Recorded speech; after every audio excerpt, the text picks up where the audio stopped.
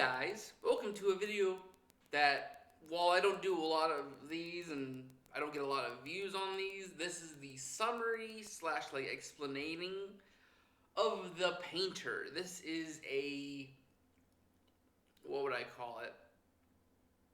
You could call it one of those like, what would you call it?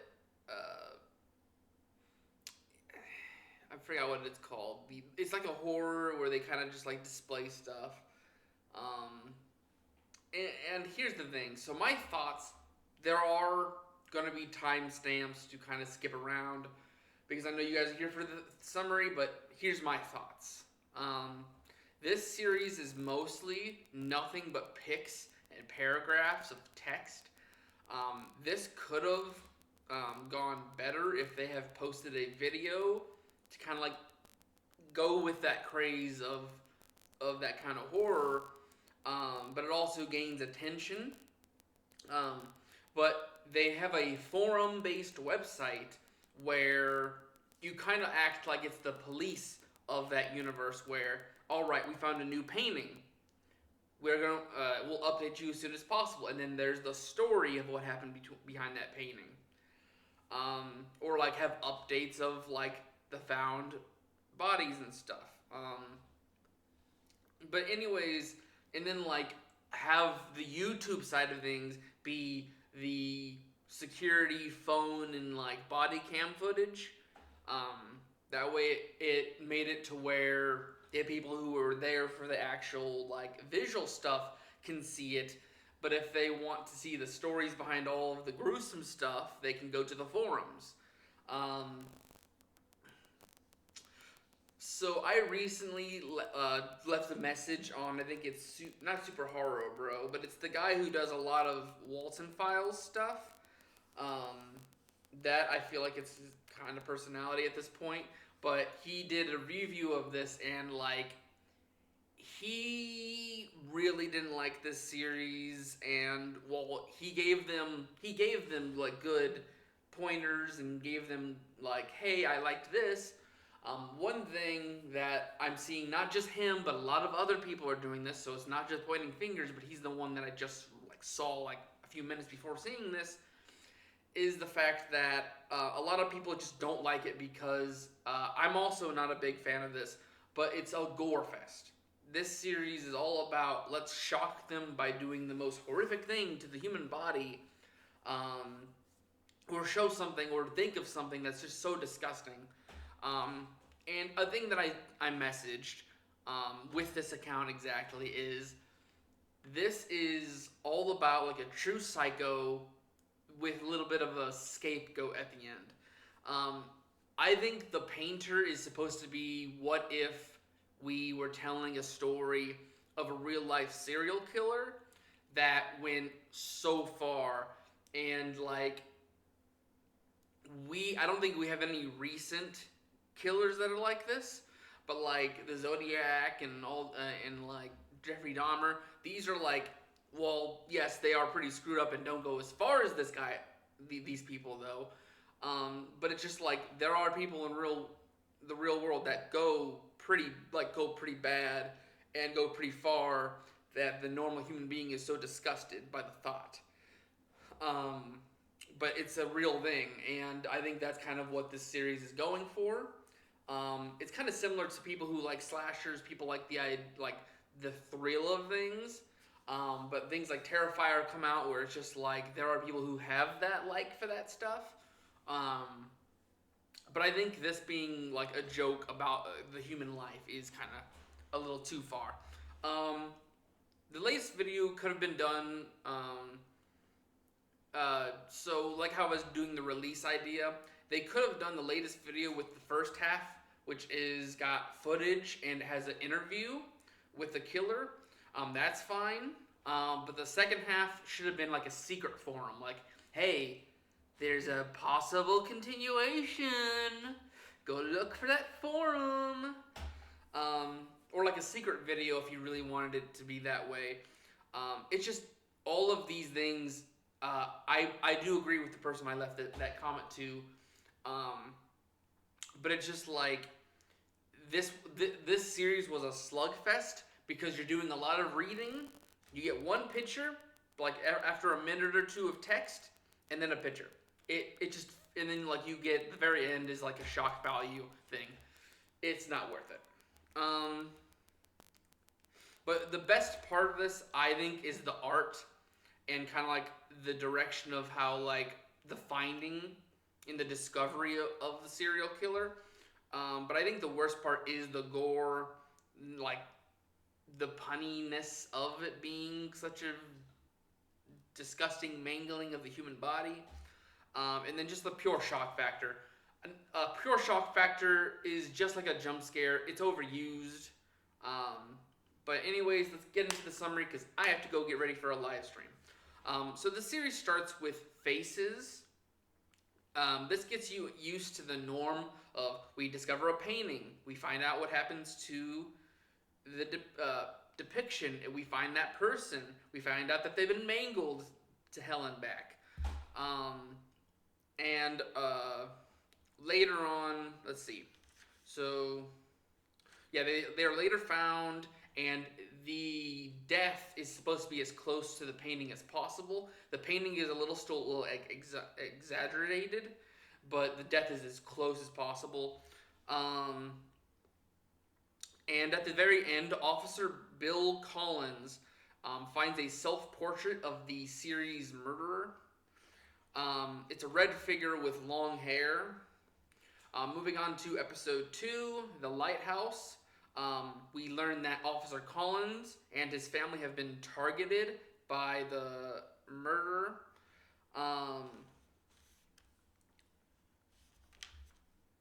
And then thanks to like the incident, it leads them to a lighthouse that finds other bodies and other victims, including even more paintings. And it's an out-of-commission lighthouse, too. I forgot to mention that. So no one's going to walk by this unless they just check it once over for something. And they do find the remains of the Collins in there. In the Walls, I think this is one of the worst episodes. I'll mention the worst stuff at the very end. In the Walls, 11-year-old Corey Beck was dared to venture to a cabin in the woods. I think it's in the woods, with his digital camera. He ends up going around, and he accidentally comes across the painter and takes a picture of her. He drops the camera and runs, and I guess he was bruised, so either like grabbed or got hit. But sadly, him and his twin sister, where is it? Margaret, they get targeted. And I'm not going to go into any of their murders. That's something, if you really want to know, go actually watch the series. I'll link to the YouTube channel. The Clue, episode 3, follows PI, private investigator, Sean Kane, who helped discover many victims in the paintings. But he was also targeted, and when they go to go over the scene, he left a bloody 2 on the wall, and his camera has taken a picture of the murderer. Going over to episode 4, we have The Witness. This is our first survivor, Tina Rosenberg. After her boyfriend and her sister were targeted, she was found also I think she had stuff cut off, but she survived for the most part. We get confirmed that the painter is a woman by her. Going over to episode 5 is Pigs. This is a targeted officer, an ex-officer, Ian Ford and his family. They were found in the facilities of their farm, with remains and paintings of other victims. And then we go over to episode 6, Family. It goes over a little. It goes a little far with a baby victim. I know, like, the big shocking point of a lot of horrors is including children and especially babies. Um, but this one was just like, did you really have to do that much? Like, they did something else with another baby, but this is like, okay. Like, the painting you get from, it's like, okay, I can kind of see what a serial killer would do, but uh-uh. Um, upon investigating the scene of another victim, Isabel Jackson has so she was an elementary teacher. She gave the location of the family. She was found. Her actual address was found, and upon investigating the scene, they discovered that upon her footprints, they discovered two unknown ones. So it's told that the PI left, PI Kane, he left a 2. That's to say that there are 2 murderers. Um, we go on to episode what would be 7, Meet. We finally catch both killers on camera. Like, most of the episode is just your normal paint and, well, I mean, there is one that's like particular for a later part, but he's just mentioned really. I think there's a little bit of a personal like attack. What happens to him? Um, but we'll mention that later. But for the most part, it's mostly just showing both both murders on camera, going to block it. Um, Going on to episode 8, Hell. This is probably the best part of the series. I'm not calling it amazing, but this is the best because it's a body cam of a officer discovering a factory that is their base of operations for the killers. They find a bunch of the bodies, a bunch of the missing pieces of others. They kind of having a better understanding of what the killers are and what how they operate and how they are. They find like the painting station. Let's see here. Um, they go down to a basement with like painted, bloody writing of once you go to hell, there's like no turning back or something like that. And that's actually a quote from Tina from The Witness. And basically, that's like, that sounds like they might try to target her next. So another officer that's nearby is told to go and check on her, and it's discovered she's been targeted again. Sadly, her mother was killed before the officer gets there, and they actually catch. Let's see here. They target officers around the area. Oh, they disrupt the killers in the middle of their torture session. They actually catch both of them in the act. Sadly, they disfigure her more, and like I think it's they with like they take out her hearing and her sight. So she's sadly just existing now.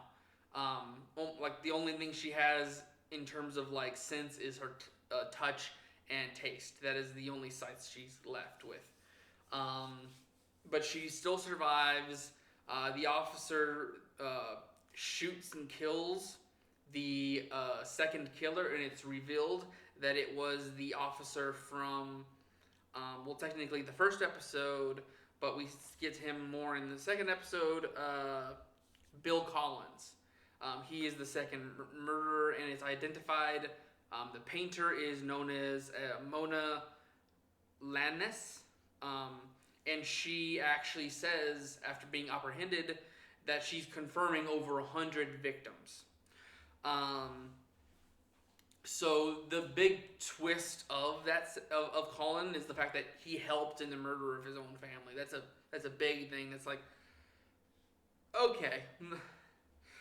Um, Going into the final and most recent episode, which is kind of why I'm making this episode in the first place, is the painter acts as like a season one or a series finale.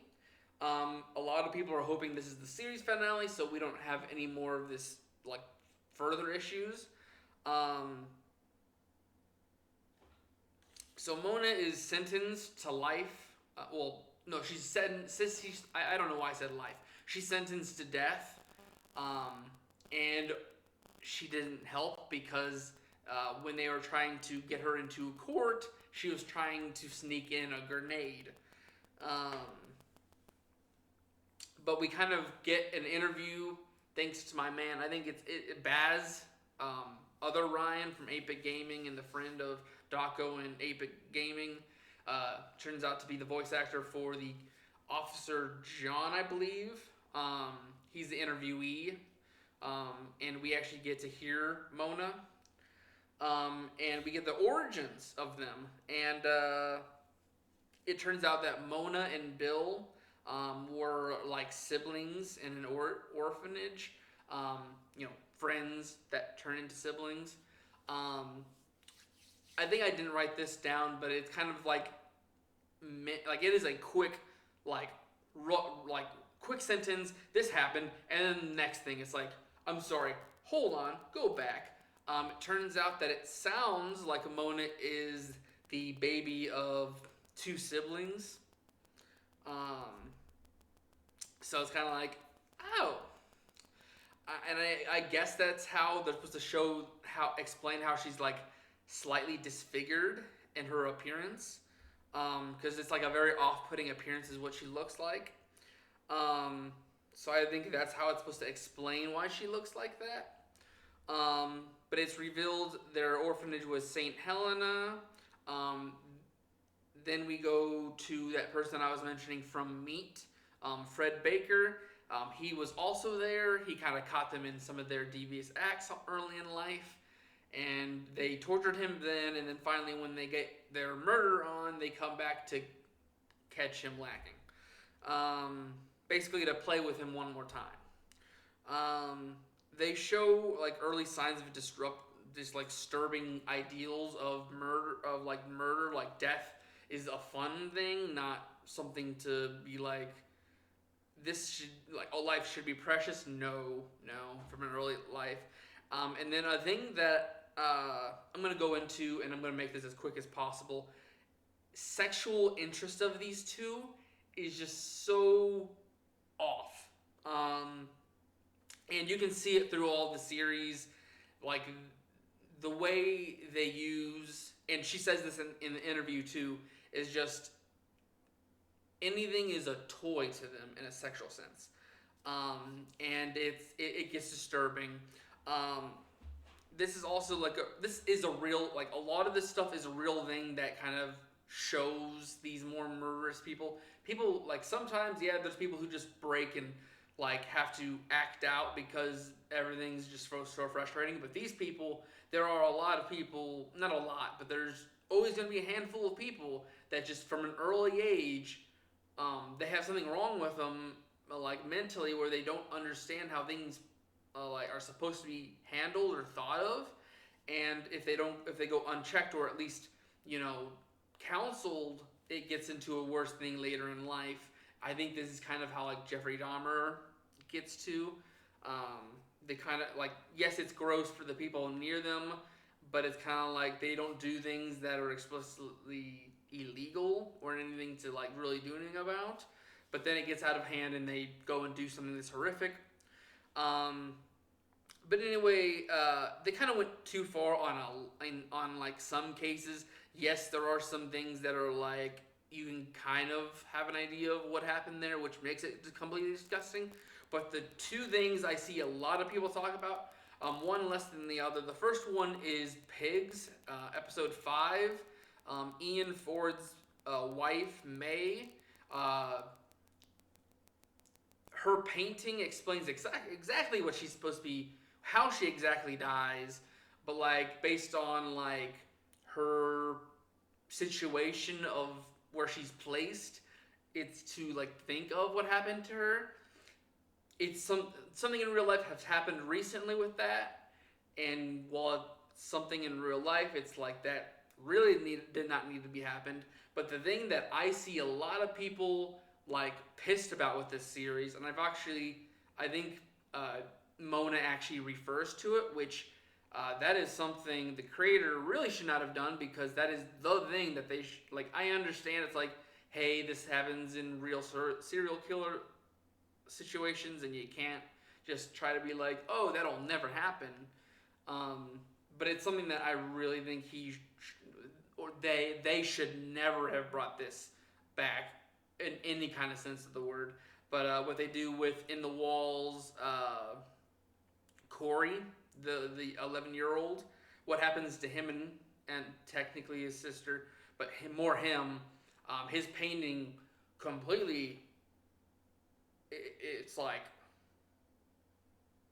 someone needs to check on the creator if this is what this like for someone their age. But anyways, the motives at first seem just psychopathic. Moving along. It just seems psychopathic. So it's just like there's no rhyme or reason. It's just pure evil, pure just this is what they do and this is what they live on. Um, but it kind of show then it like in the interview hints of demonic presence, of possession. They mention running towards like I think it's a harvest moon. They run towards it like trying to go for like the devil, and it's like playing in the devil's backyard. And she mentions a red man being the possessor or like the person who kind of was the leader.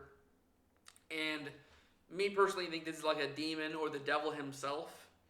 Um, and then like this is the thing that a lot of people didn't like about this episode for an ending of series like this because it's like hell was like aside from like what happened to some of the victims, it's like okay, you're doing pretty good, and then this episode just like ruins the story and like they don't do else in that first part. It kind of like okay, we went back to the normal, and just to kind of get rid of the series, here's your finale. They mention a cult, which, like, yeah, if you're talking about demonic things, cults are normal. But then they mention, then they start going into, like, this cult also gets into, like, several systems, including the police, which that also explains, like, Bill Collins. Um, but the worst thing that of this, like, explanation of why is that Mona says that her actions were pushed by a machine, and then like it's shown in hell. I think they show statues, and she kind of makes these statues look like they're antennas or like the machine carries through the statues, and if there's a statue present, the machine affects her more. Um, that is the worst part of this series. Um, well, at the end of the interview with Mona, it seems um, like conspirators of the cult are trying to release her, free her, before she gets before she's put to death. Um, Mona as a character, I'm trying to say this properly without like making it sound so wrong. She is your perfect, just psychopathic serial killer. Has absolutely no understanding of life or how it's supposed to be like at least morally okay. Well, none of what she does is morally okay, but it's just like there's nothing right with her. And then there's nothing right with Bill Collins. Like he's for the most part a family man, but once Mona comes back into his life, he throws that away like it's a cat knocking a pot or something over. It's stupid. And then it's just I think the biggest thing that a lot of people are disgusted by is the sexual stuff that they do, which it's shown she is like hyper fixated on it. Even during the interview, it's like tapped at a little bit. And like she mentions things in her childhood that's just like ugh. But it's just like as a written serial killer, it's what's the worst could happen is what these characters are. But finishing up the story, they kind of go into just like to avoid her getting out and being the continuous, they have her killed by an inmate. And a lot of people don't like her being killed if you want to continue a series because they hint at it. Here in a second, I'm going to go over it, but it's like, here's why. Um, Following her death, a whole wave of paintings and missing people go across the entire U.S. After they reveal this, like this is the part that I think a lot of people were annoyed by, but it's also trying to show the like it is a part of the shock value is just the pure amount of paintings. Some of them are reused, by the way. I think Pigs is reused for a woman. Um, but after all the paintings, they show yet again the self-portrait from episode 1 that Bill Collins discovers. Um, and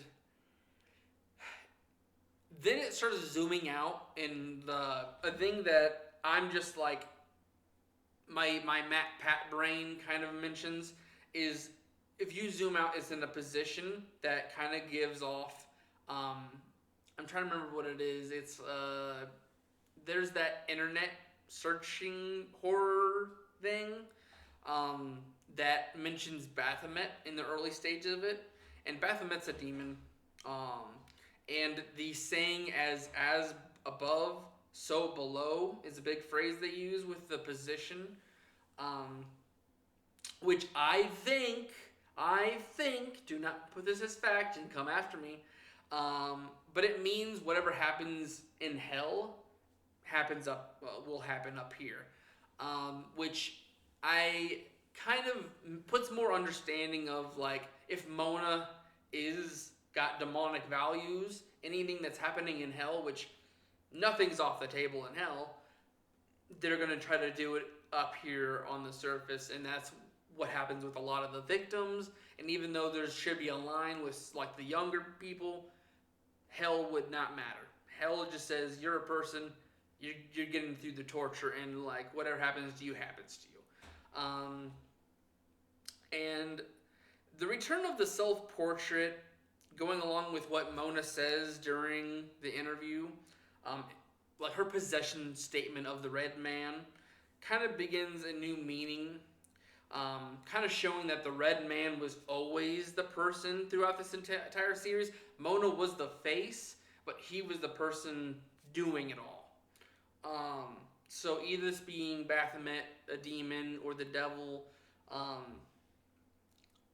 being like the pure conscious decision to do all this stuff, and then with a cult,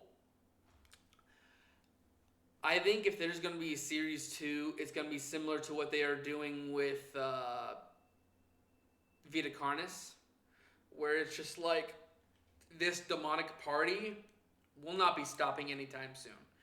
Because if there's such a big cult and it's popping all over the U.S., unless it is like straight up demonic stuff happening up, I think this like cult like connects, and they're just like, oh, so Mona was a part of our cult. Let's just start doing whatever our demonic savior suggests. And I think that's what's happened with the series. Like I said, this is not me putting a full-on mention of what I think, because it's just, this series is not one that I particularly followed.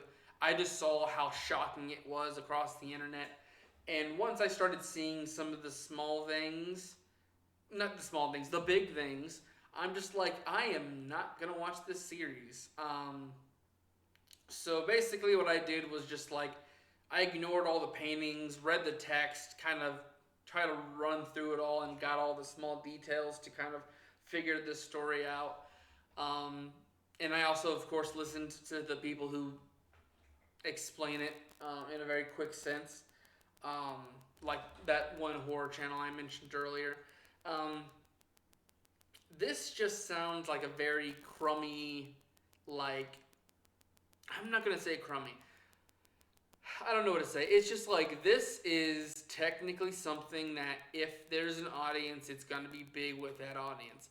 But the issue is there's gonna be a lot more of a majority of people that think this is disgusting of a series, um, because it's in the following of an action of an unchecked serial killer.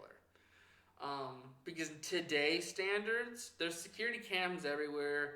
There's a million things. Like, yeah, there's gonna be people who get away with certain things, but there's a high chance they're not gonna get away with 100+ murders by the time they actually catch on. I mean, if it's a cult-based thing, I think it's gonna be something that, like, nowadays it will suck to stomp out completely. But I think if they're putting this in the back then, where it's just like there is very crappy in terms of like security and cameras. Like today, there's everyone has those ring cameras like everywhere, so it would be hard for someone to approach without getting seen. Um, Not to mention, if you're in an apartment, you're getting a ring notification. You see them try to break into your apartment or your neighbor's apartment. It'd be almost very hard for them to get away with it nowadays. But it's just this is just not something that is out of the realm of possibilities. I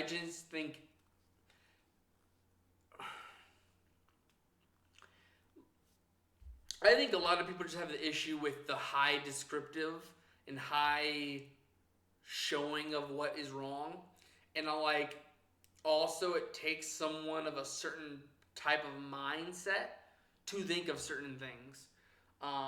Because what certain things happen to like the baby, what happens to some of the kids, what happens to some of the people. Um, I think a weird thing is just like the men. I understand that Mona is our serial killer, so her with her sexual interest is a certain thing. But it's also kind of like the fact that men had it the worst, I think, based on what I was reading. It's like, eh, I don't like this. But I think it does I think it follows a good set of like what a serial killer story would be if it was unchecked, but it's also just some things should not be completely described. Corey is the best example of this series. It's just like if a passing remark of whatever happened to that kid was the worst, and like his title for his painting was like completely censored, the fact that right there, just the fact that it, unlike everything else in the series that is highly described, explained everything, the fact that he just has everything censored or like walked around, just the idea of an imagination would make that so much better of a thing for audiences. And I think what I said in the beginning is probably the best form of what this story could have been. Because I think people who just don't like sitting for so long waiting for you to go to the next thing, and it's just like a story to read through on a forum, I think those would have came better. Like, of course, hit it when everything was going like super famous for doing those certain horrors. Do the first video like that and get it out there. That way people are like, ooh, a new series. Ooh, it's a little devious. Let me kind of look into it. And then have a whole forum to go on top of it. I think it would have been much more appreciated. And then like having YouTube be where you're like more preferred content of like showing, not telling, would have been so much better. But anyways, I need to get off here. I need to go get myself something to drink. And then I need to go start live streaming. I will see you guys later. Yeah. We're only going to be doing, Wednesday's going to be Sonic Adventure. Friday's going to be Donkey Kong Country. So I'll see you guys in the next one. I'm sorry if I upset anybody, but that's how this series is seeming around this thing.